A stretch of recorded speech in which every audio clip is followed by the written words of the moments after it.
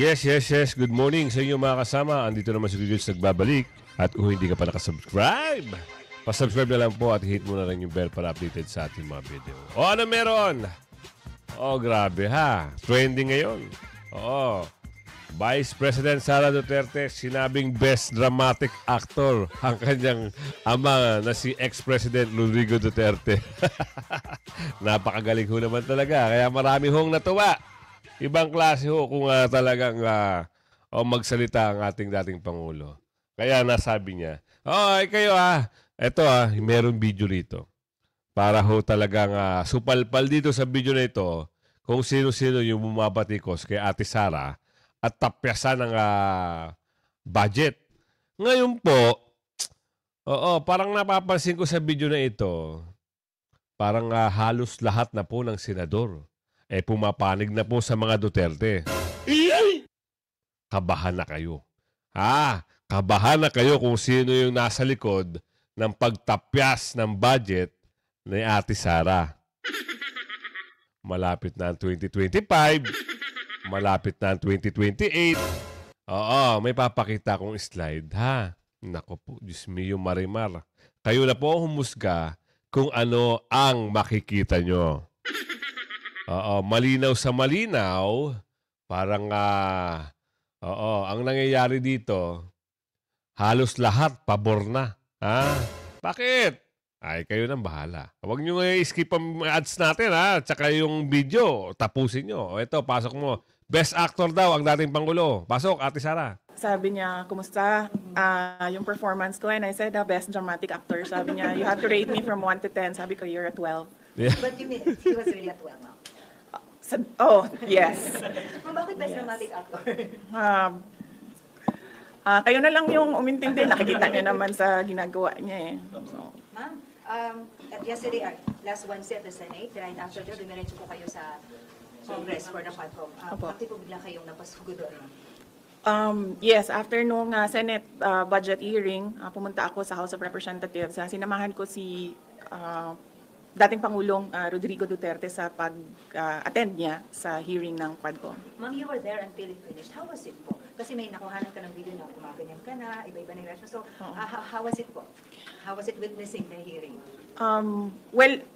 Pagod talaga ako nung araw na yon dahil hindi kasi namin alam kung anong mangyayari sa budget hearing. So, buong the day before at nung umaga na yon naghahanda kami para sa Senate budget hearing.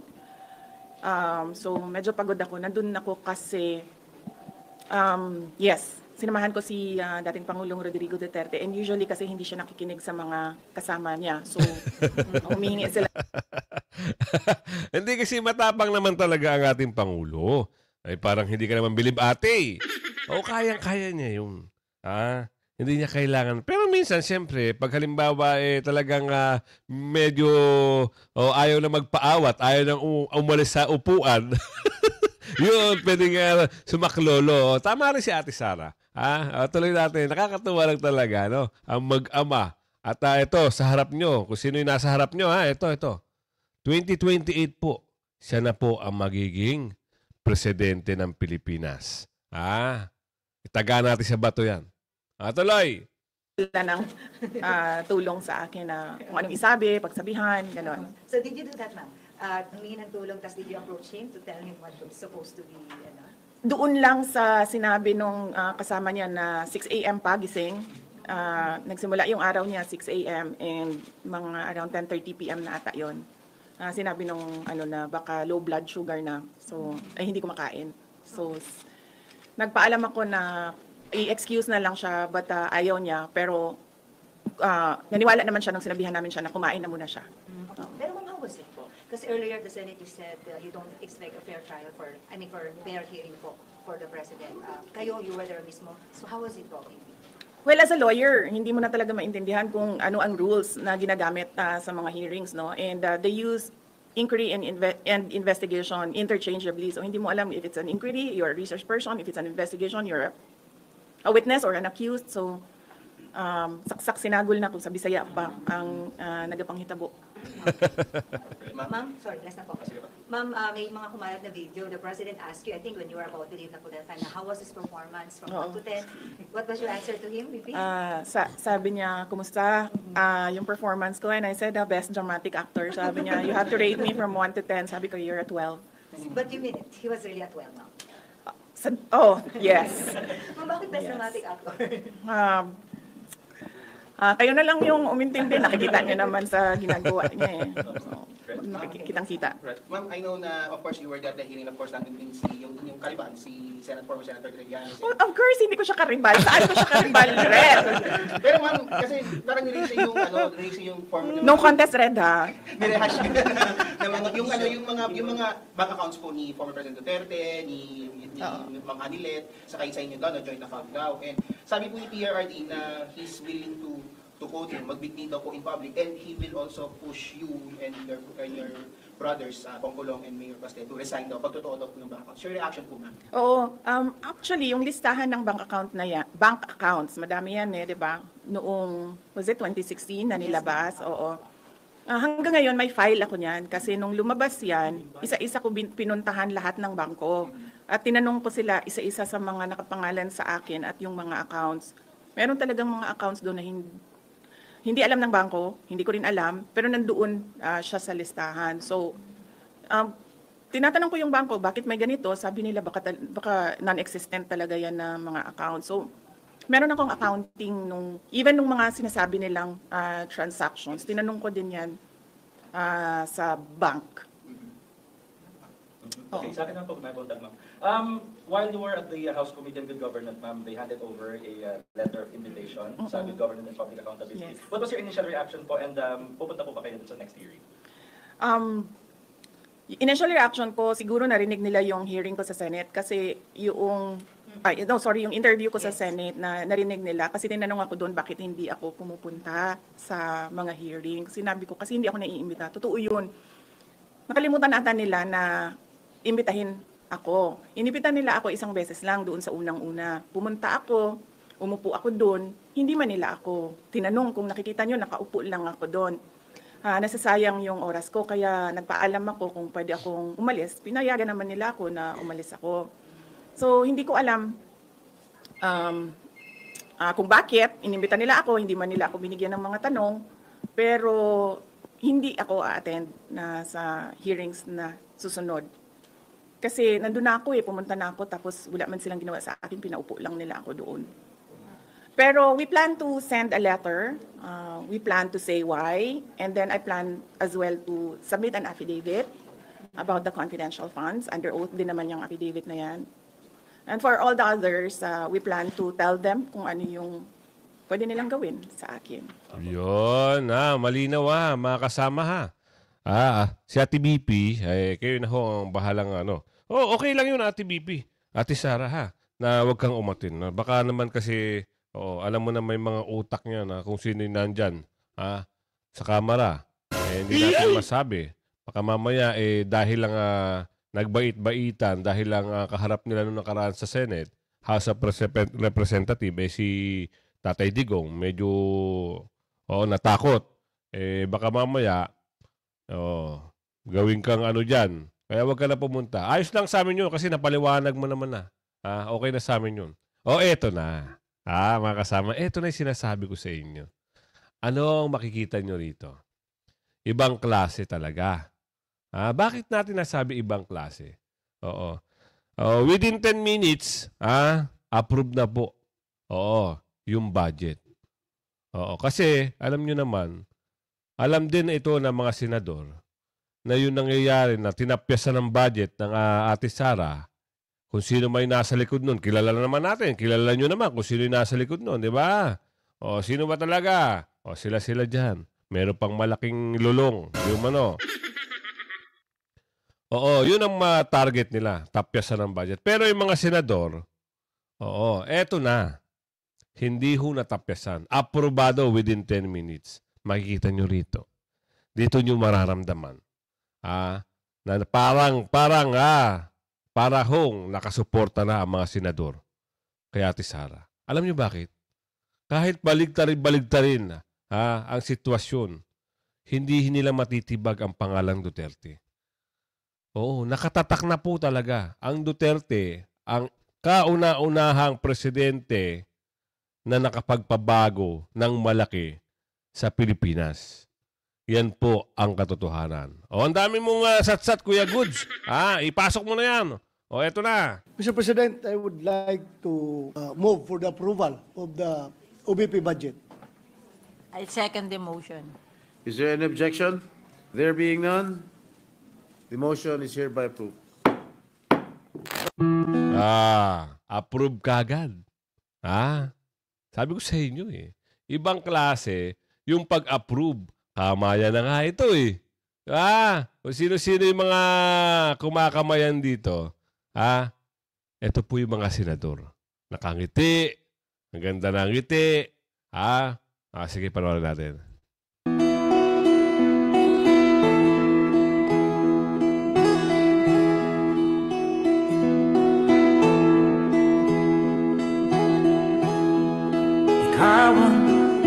Kahit mismo si Tolentino, Ay, na-miss. Kahit mismo si Kuya Tolentino, ang ganda rin ng ngiti. Hindi nagtagumpay. Alam niyo, hindi nagtagumpay. Kung ano yung balak na itong mga nasa kamera. Kay Ate Sara. Ate Sara natin, wala ho silang napala. Di ba? Ngayon, meron naman isang asong kahol ng kahol. Pero bago mo yan, tuloy natin to. Para naman na maganda-ganda ang usapin natin dito.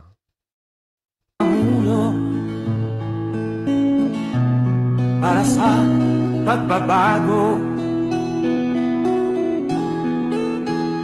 sawa na ang saya-saya. bayan ko sa magnanakaw na tao.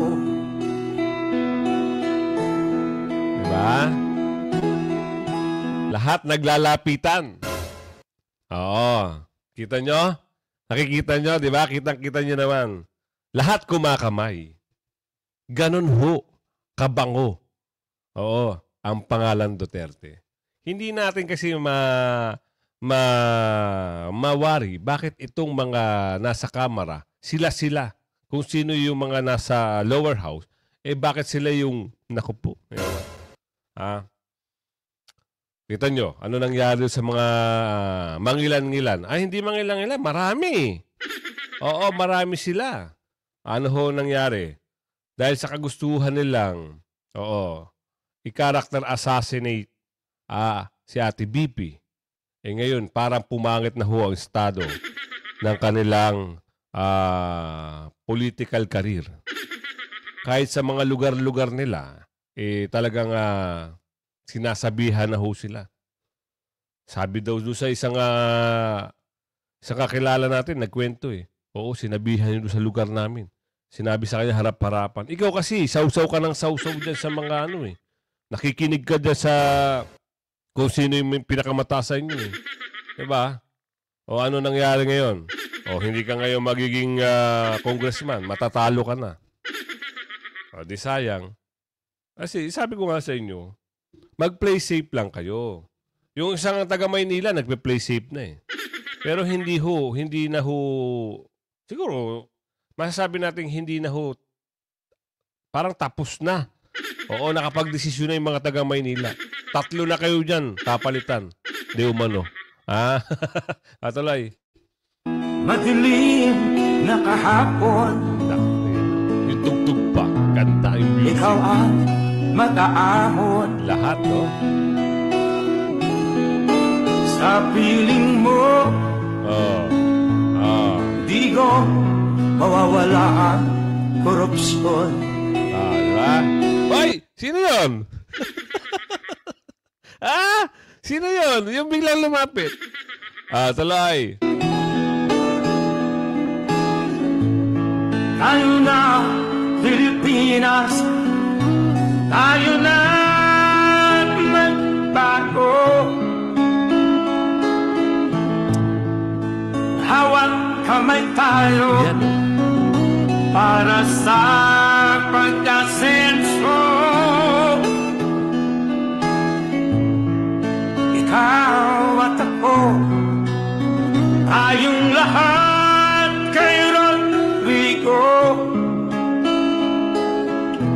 Duterte para sa tunay na pagbabago.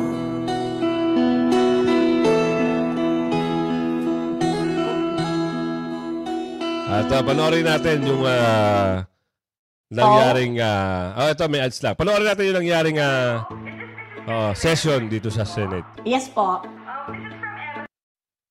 Session is resumed. Majority Leader. I move that we consider the budget of the Office of the Vice President and recognize the sponsor, Senator Grace Poe, for her opening statement, and to likewise deliver a belated manifestation concerning the budget of the Office of the President, and later to interpellate Senator Bongo. I so move, Mr. President. Senator Grace Poe is hereby recognized. Thank you, Mr. President. I would just like to insert into the records the budget for the Office of the President earlier, and also our message of welcome to the delegates that were here earlier. And now I would like to welcome also the Office of the Vice President, headed by the Vice President herself, Honorable Vice President Sara Duterte. It is my duty to present the body's consideration the budget of the Office of the Vice President. With that, I'm ready to begin with any manifestation or questions. Thank you. Mr. President, Senator Ronald De La Rosa is seeking the floor. I move that he be recognized. Senator De La Rosa is recognized. Thank you, Mr. President, Majority Leader. Mr. President, before I would make a motion, I would like to make this manifestation that in the proper time, in the period of interpellation,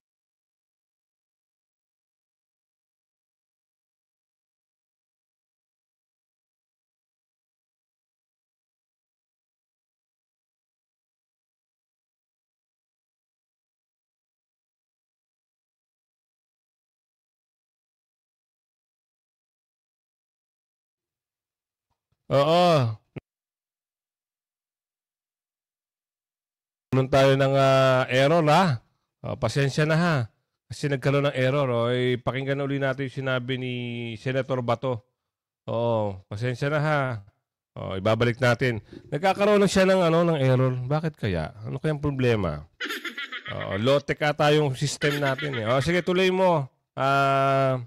Sir. make a motion, I would like to make this manifestation that in the proper time, in the period of interpellation, if it is okay with the good sponsor that I'm going to introduce some amendments to the OBP budget, if it's okay with the good sponsor. Yes, the proposal is welcome. Then it will depend on the body for the approval. Thank you, Mr. President, good sponsor. With that, I hereby move for the approval of the OBP budget. Before that, I think Senator Bongo Meron kami. wants to take the floor. I would like to take back my motion, Mr. President. Withdraw. Withdraw. I would like to withdraw my motion. Senator to give Bongo. way for the manifestation of Senator Bongo.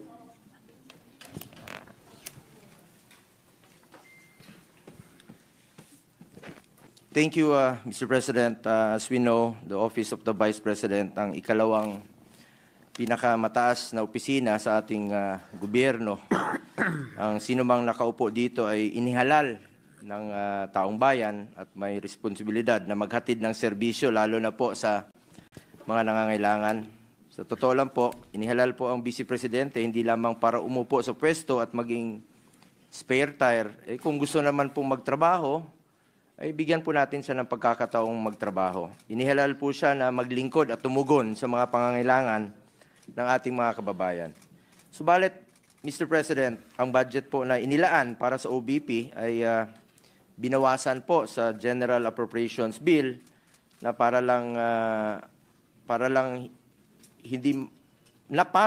bang hindi mahalaga ang kanilang mandato. Mula sa original na panukalang budget na National Expenditure Program sa NEP, na 2.026 billion, ay binawasan po ito, naging 1.3 billion. at nag-iwan na lang po ng 733 billion para sa taong 2025. At yung iba pa dyan ay naging zero. Mr. President, nakapagsagawa ng ating mga mahalagang programa po ang OBP na may direktang benepisyo naman po sa ating mga kababayan tuwing may bagyo, nasasalanta, tumutugon naman po ang Office of the Vice President. Mayroong mga inisyatibang OBP tulad ng Magnegosyo Taday na nagbibigay po ng grants at training para sa kabuhayan ng mga maliliit na negosyante at kababaihan at ang Educational, Medical, and Burial Assistance Program na naglalaan po ng tulong pinansyal para sa mga kababayan nating nangangailangan. Sa panahon po naman ng kalamidad, nandiyan po ang Disaster Response Program ng OBP na nagbibigay po ng agarang tulong, relief packs at iba pang suporta sa apektadong lugar. Kung tayo nga na sa legislative ay tumutulong tayo, hindi natin nililimitahan ang sarili natin. Tama. Bilang mambabatas lamang, ang trabaho naman natin, representation, constituency at legislation, lalo na po ang Office of the Vice President na executive yung function nila. Sana po'y bigyan natin ng pagkakataon na makapagtrabaho naman po ang Office of the Vice President. Ngunit ang mga nabanggit ko pong mahalagang programa ng OBP ay maapektuhan dahil bahagi rin po dito ng tinanggal sa budget ng OBP sa ilalim ng General Appropriations Bill. Mr. President, public offices in general are meant to serve the Filipino people, lalo na kung lumalapit sila diretso ang kanilang opisina sa ating mga kababayan. Basic mandate po ang tumulong, lalo na po sa nangangailangan ng social services. Mr. President, ang pagbawas po sa budget ng OBP ay direktang makakaapekto sa kakayahan ng OBP na makapaghatid po ng serbisyong naglilingkod sa tao mula sa Luzon, Visayas at Mindanao para nating tinanggalan ng kapasidad ng isang ahensya or in this case, isang halal na pinuno ng bansa na magserbisyo po. Kaya po nananawagan po sana ako sa mga kasamahan natin dito na sana po'y madagdagan o maibalik ang pondo po na naaprubahan sa NEP for 2025 para naman po makapagtrabaho ng maayos ang ating Vice Presidente na parte po ng executive branch of the government. Para naman po para naman meron tayong working Vice President at hindi lang po spare tire. Gusto naman po magtrabaho ng ating Vice Presidente. Huwag ho nating pilayan ang gustong magtrabaho. Sa totoo lang po, ang daming opisina na mas malaki pa ang budget kaysa OBP, pero underperforming. Ang iba nga dyan, natutulog yung pondo. PhilHealth. Ang daming programa na pilit sinasama sa mga program funds na hindi na po nagagamit, winawalis na po dahil hindi nagagamit yung pondo. Ito, gustong magtrabaho. Sana naman po bigyan ho natin ng pagkakataon ang opisina na gusto pong maglingkod sa ating mga kababayan. Maliit lang po na halaga yun eh. Kumpara po sa napakaliit na pie lang po yun sa kabuuang budget po ng ating bansa. Mr. President, huwag po nating ipagkait sa sambayanan ang serbisyong kanilang inaasahan, lalo na po sa panahong mas kailangan po ng taong bayan ang pagkalinga ng kanilang pamahalaan.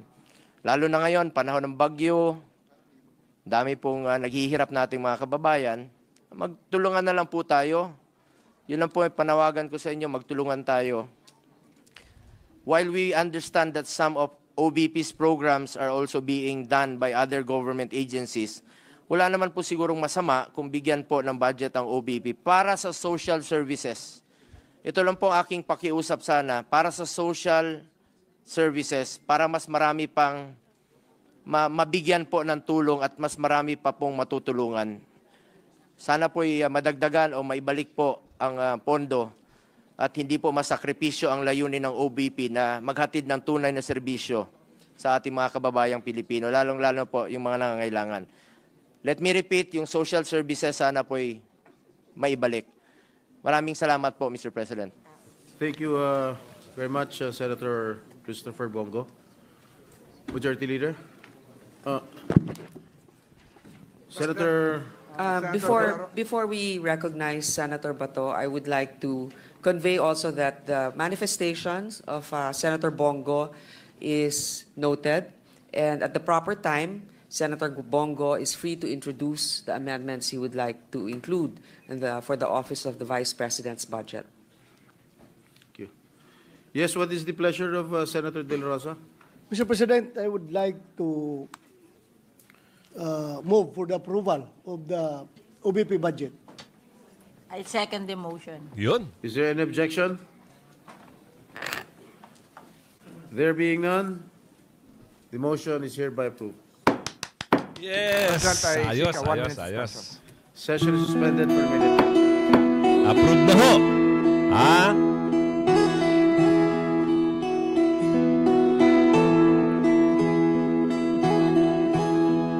Ikaw ang Pangulo Approve na. para sa Yung mga, ano yan, pagbabago. mga crocs. Ha? Sampal ito sa inyo. Sawa na ang bayan ko sa magnanakaw na tao.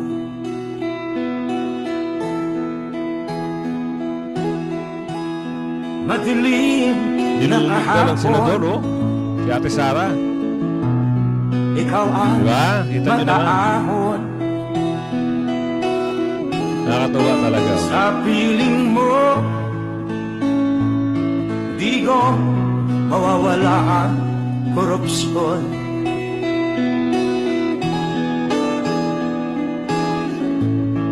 Tayo na, Pilipinas.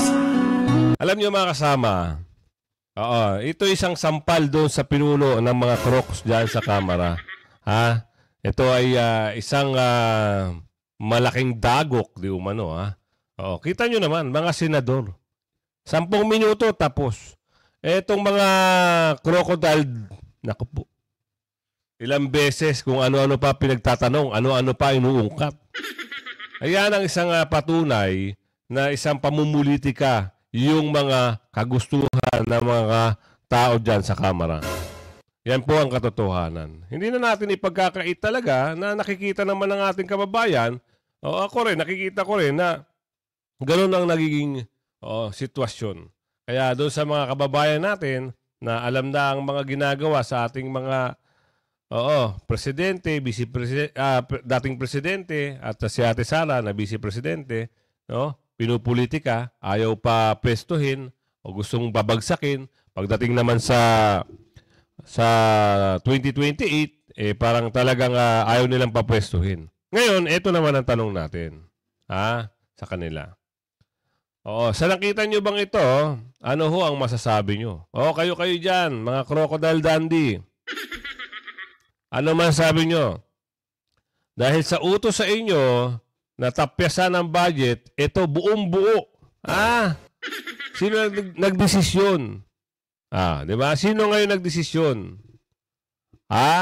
Mga senador. At ang mga senador na to ay tuwan-tuwa ho dahil makakapagtrabaho ng maayos. Si Ate Sara. No? Tuloy. Tayo na magbago. Hawak kamay tayo para sa pagkasenso. Ikaw at ako, tayong lahat kairon. Yung kung may question, yung mga kung may question, doon sa budget, ng OBP. Eto. Mag-iiyak-iyak na kayo. Hindi nyo na magagawang tapyasan. Aprobado na ho sa Senado. Sorry na lang kayo. Dahil mas pumabor ho ang mga senador kaysa sa inyong mga, naku po. Mapipiling kasi kayo, di umano eh. Diba? Kaya nga sabi ko sa inyo, kung hindi ka pa nakasubscribe sa ating channel, mas mabuti mag-subscribe ka na at hit mo na rin yung bell. Huwag kayong magpapahuli sa mga issue, balita, reaksyon. Lagi kayo nakantabay sa channel natin. Alam nyo, magandang panoorin talaga si YouTube. Hindi na uuso mga TV ngayon. YouTube. Kung halimbawa naman na meron kayong TV, connect nyo kay YouTube. Doon kayo manood para medyo malaki-laki yung screen. At sabi nga natin, i-like nyo yung video, i-share para lagi kayong Oh, laging maganda yung algorithm natin, ha? Hanggang sa muli, Ingat-ingat. Bye-bye.